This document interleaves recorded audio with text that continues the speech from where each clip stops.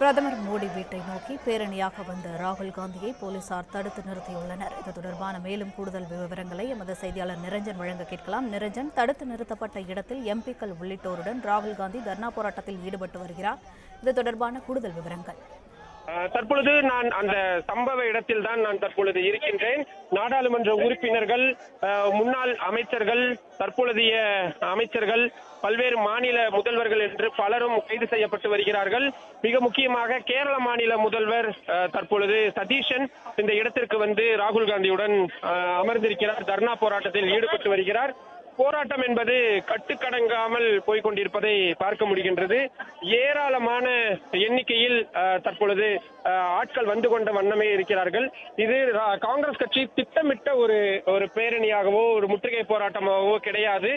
ஒரு மணி நேரத்திற்கு முன்பாக காங்கிரஸ் கட்சியில் யாருக்குமே இப்படியான ஒரு போராட்டம் நடத்தப்பட போகிறது என்ற விவரங்கள் தெரிவிக்கப்படவில்லை. திடீரென்று ராகுல் காந்தி இந்த போராட்டத்தை முன்னெடுத்தார்.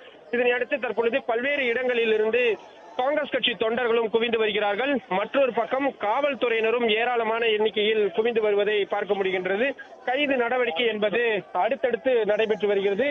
ராகுல் காந்தியை டெல்லி காவல்துறையினர் நெருங்க விடாத வண்ணம் அவர்கள் ராகுல் காந்தியை சுற்றி நாடாளுமன்ற உறுப்பினர்களும் சரி, காங்கிரஸ் கட்சியின் தொண்டர்களும் சரி அரண் அமைத்திருக்கிறார்கள். அவர்களையும் மீறி எப்படியாவது ராகுல் காந்தியை கைது செய்துவிட வேண்டும் என்பதற்கான முயற்சிகளில் தான் காவல்துறையினர் இருக்கிறார்கள். காவல்துறையின் மூத்த அதிகாரிகள் பலரும் இந்த இடத்திற்கு வந்திருக்கிறார்கள் என்பதை நாம் உன்னிப்பாக கவனிக்க வேண்டியதாக இருக்கிறது.